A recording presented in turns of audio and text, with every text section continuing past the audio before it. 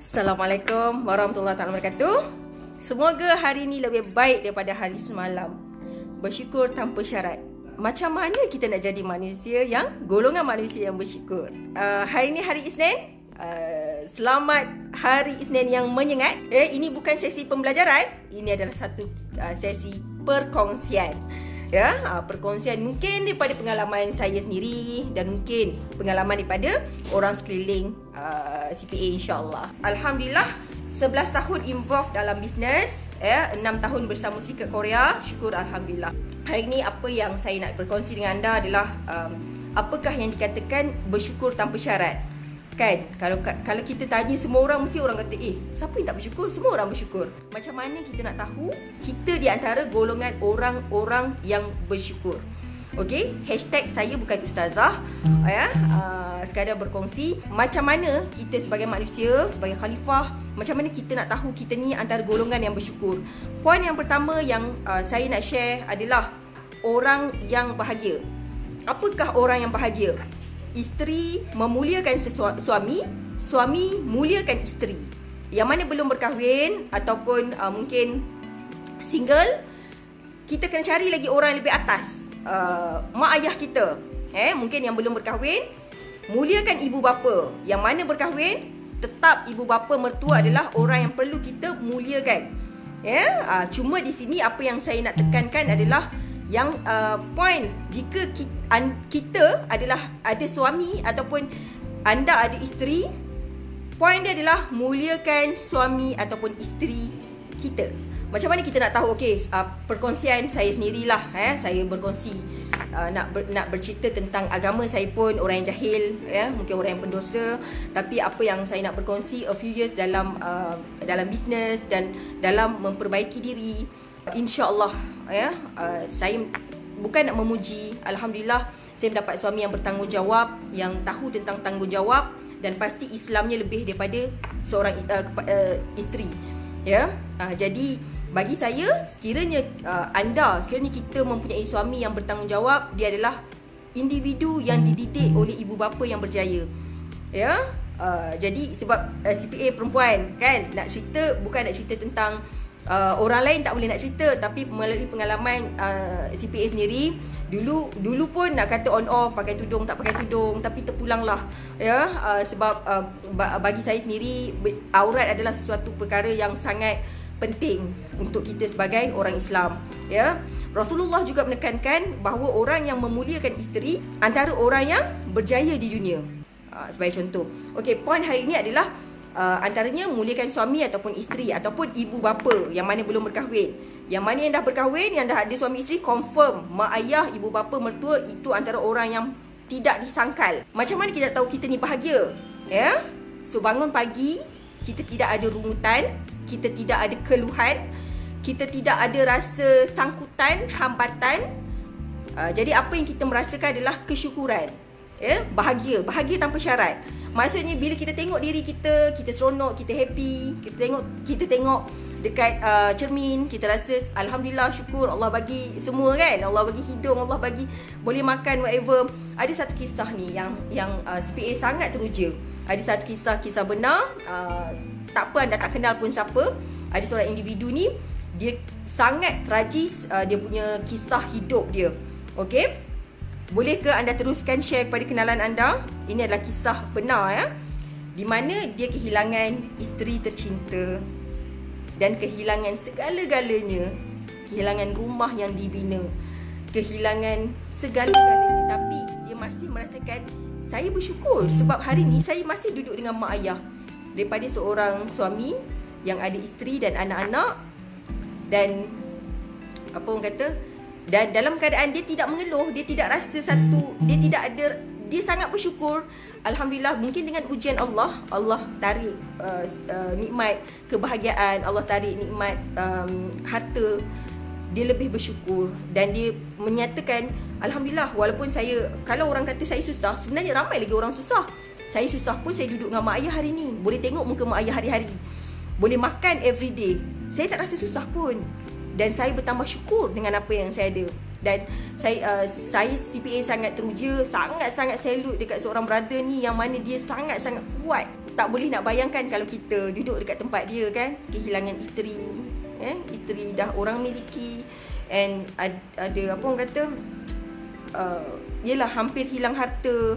Ya Allah, subhanallah, tak tahu nak cakap, tapi dia sangat-sangat orang yang sangat hebat lah. Okay, poin yang pertama adalah bahagia. Okay, macam mana kita nak tahu antara kita ni antara golongan yang bersyukur? Okay, poin ni adalah berterima kasih dengan masa lalu. Bukan nak cerita tentang masa lalu, bukan nak ingat sangat tentang apa yang dah berlaku, tetapi kita rasa lepas dengan apa yang dah berlalu. Kita memaafkan semua orang, kita berdamai dengan situasi, kita berdamai dengan Allah. Kenapa saya kata berdamai dengan Allah? Kebiasaannya orang yang tidak berdamai, macam mana kita tahu orang tu berdamai ke tak? Dia masih tak boleh terima keadaan dia. Contohlah, anda kata kalau sesuatu yang berlaku pada dia, dia masih macam kalaulah macam tu. So selagi dia ada perkataan kalau dalam hidup, sebenarnya dia takkan ke mana-mana pun. Sesuatu yang dah berlaku itu adalah takdir, kan? Kita dah tak boleh nak ubah. Mungkin ada kesilapan kita kena perbaiki, kan? Jadi berdamai dengan masa lalu, berdamai dengan Allah. Ya, tidak ada rasa sakit hati bila orang dah menipu kita. Tidak ada rasa tak puas hati dengan individu yang mengambil kesempatan kepada kita. Tak ada rasa sesuatu yang beban kepada kita. Sebagai contoh, okay, just share, okay, 10 tahun yang lalu saya bukan di sini, ya, tapi waktu tu apa yang SPA nak share adalah saya sangat happy dengan apa yang saya buat.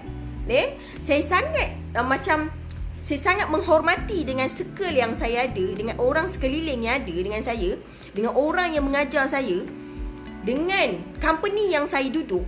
Saya sangat hormat. Saya sangat rasa proud. Saya pun pernah mendengar, saya pernah dengar orang cakap, oh dulu aku kerja sekian, aku buat sekian untuk mengkayakan company orang lain. Contoh, ada kenalan-kenalan kita pun ada bercakap tentang benda ni. Oh dulu aku buat sekian untuk orang lain. Sebagai contoh, selagi ada manusia yang bercakap tentang diri dia, yang hebatnya dia, dan dia menyebabkan sesuatu benda tu berlaku, percayalah, percayalah, dia tidak akan ke mana-mana pun. Walaupun dia duduk dekat tempat orang lain pun, dia merasakan dia tak buat yang terbaik. Takkan mungkin bila dia buat sesuatu dengan duduk di dalam diri sendiri, dia tidak akan mampu berdiri di atas kaki sendiri dengan baik. Dan bayangkan, kalau orang yang selfish macam ni, bagaimana orang lain nak bekerja dengan dia? Bagaimana orang lain nak bersama dengan dia kalau dia sendiri pun ada sifat yang begitu? Sebagai contoh. Jadi, moral of the story, belajarlah untuk bersyukur tak kala kita dekat mana pun, dan buatlah yang terbaik apa yang kita ada genggam hari ini. Kerana kita bukan sedang membuat pada orang lain, kita sedang mengatur masa depan kita sendiri. Dan sekiranya kita ada rasa, contoh, kita buat untuk orang, kita sebenarnya sedang tidak bersyukur. Sebab itu macam contoh selalu share dengan ejen. Kalau ejen kan ada stokis, stokis ada leader dia, sebagai contoh. Jangan sesekali, sekiranya kita ada dropship, sekiranya kita dropship, contoh, oh aku buat sale ni untuk ejen aku lah ni. Once you ada thought, kita ada thought macam tu, kita tidak akan pergi jauh. Kita tidak akan mampu buat yang terbaik. Sebab apa? Sebab kita sendiri tak all out untuk buat yang terbaik. Sebenarnya kita bukan buat untuk orang, kita buat untuk diri kita. Betul tak? Dan sekaligus rezeki itu adalah jemaah.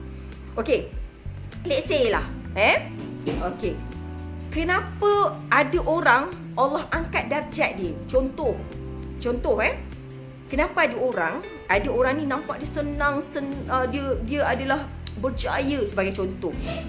Kadang-kala bukan sebab dia adalah perantara. Dan apa yang menyebabkan dia sampai ke tahap tu, mungkin disebabkan orang sekeliling yang mendoakan dia. Mungkin dia sedang membantu ada orang susah bersama dengan dia. Mungkin dia sedang buat sesuatu ke jalan Allah yang orang lain tak tahu dan tak nampak, contoh. Dan mungkin orang yang bekerja dengan dia adalah orang yang benar-benar susah, anak orang susah, orang yang perlu dibantu sebagai contoh. So apa yang saya share kat sini adalah sentiasalah berterima kasih tak kala kita di mana dan buat yang terbaik. Kalaulah tidak ada orang yang berkongsi, maka tidak akan ramailah orang yang tahu. Dan saya sangat yakin ilmu yang kita ada, kalau kita peram, kalau kita tak berkongsi dengan orang lain, maka orang lain pun takkan tahu. Hari ni kalau kita nak berjaya, kita sebenarnya bukan buat untuk kita saja. Kita perlu menarik orang lain bersama-sama kita berjaya. Once mereka berjaya, kita akan berjaya. Itulah konsep kejayaan. Konsep kejayaan yang saya faham adalah bila mana kita menjayakan orang lain, dan mereka berjaya, maka kita akan berjaya juga. Okey? Sebenarnya CPA tak suka nak mengajar sebab rasa diri tak layak untuk mengajar orang. Apa yang CPA share, apa yang CPA berkongsi adalah sharing only. Bila kita buat sesuatu perkara yang baik ataupun sesuatu kebaikan, jangan elakkan daripada mengajar, tetapi berkongsi. Tetapi jadikan diri kita sebagai model ataupun role ataupun ejen perubahan. Untuk apa? Untuk diduplikasi oleh orang lain. Sebagai satu duplikasi yang boleh ditiru. Selagi kita mengajar, contoh, CPA yakin ramai orang tak suka benda ni. Contoh, kau buat andai kata kalau orang datang pada anda dan dia mengajar anda tentang sedekah, contoh, dia mengajar. Contoh, kau nak tahu tak? Kau kena buat tahu benda ni. Contoh, kau tahu tak sedekah ni banyak pahala? Kau tahu tak sedekah ni kita kena buat tahu benda ni. Contoh, dia punya ayat dia kan berbeza sikit, mengajar dengan berkongsi. Kau tahu tak? Lagi satu, contoh ni tak best, tapi saya juga pernah lalui benda ni, kan? Jadi macam once kalau kita rasa kita tak suka, mesti orang lain pun tak suka. Betul ke? Betul, kan? Elakkan mengajar orang lain. Once kalau kita rasa kita buat sesuatu tu baik untuk anda, baik untuk saya, baik untuk anda dan baik untuk universal sebagai contoh. Sekiranya kita rasa benda yang kita buat tu baik, maka berkongsilah. Berkongsilah. Buat satu benda yang kita boleh menjadi ejen perubahan ataupun boleh dicontohi. Okey, contohlah Contoh apa? Sebenarnya CPA takut nak cerita tentang benda-benda ejen perubahan ni, tentang sedekah, tentang amal, tentang kebajikan. Sangat takut nak cerita sebab takut diri ni terujuk, diri ni teriak sebagai contoh. Sebab kadang-kadang kalau kita tak cerita mungkin orang tak tahu, kan? Betul tak? Tapi cukuplah CPA berkongsi dengan anda. Contoh, okey, macam baru ni kami ikut Little Calip. Little Calip, Ustaz Razak adalah sahabat baik CPA. Dah berapa tahun? 5-6 tahun dah bersahabat dengan Ustaz Razak. Little Calip, ada 5 cawangan. Okay? Dan setiap kali benda yang baik, dia akan berkongsi. Zila, kau tahu tak ada misi untuk bantuan dekat Afrika, contoh. Kau nak join tak? Kita nak pergi ke Palestin ni. Kau nak tak contribute apa-apa ke korang, whatever ke? Circle ni memainkan peranan sebenarnya, kawan-kawan kita. So ada kawan-kawan yang suka menceritakan tentang benda yang tentang amal jariah kebajikan. So dia mengajak dengan mengajar ni lain. Mengajak dengan mengajar adalah benda mengajak. Mengajak ni ibarat macam berkongsi lah. Berkongsi dan mengajak adalah dua perkara yang berbeza. Poin CPA kat sini adalah elakkan mengajar orang, tapi berkongsi ataupun jadikan diri kita sebagai role model perubahan. So insya-Allah mungkin ada macam CPA sendiri, role modelnya adalah Ustaz Razak, contoh kan. So dia selalu cerita, kau nak tahu tak, seronok tau bantu, bukan sekadar seronok, tapi ialah sebenarnya kita nak pahala kan, kita nak redha Allah kan. Semoga apa yang kita buat, kita sebenarnya manusia ni tak perlukan banyak pahala, tapi kita perlukan redha Allah. Redha Allah. Kalau kita dapat redha Allah, semua pahala kita tak dipandang pun.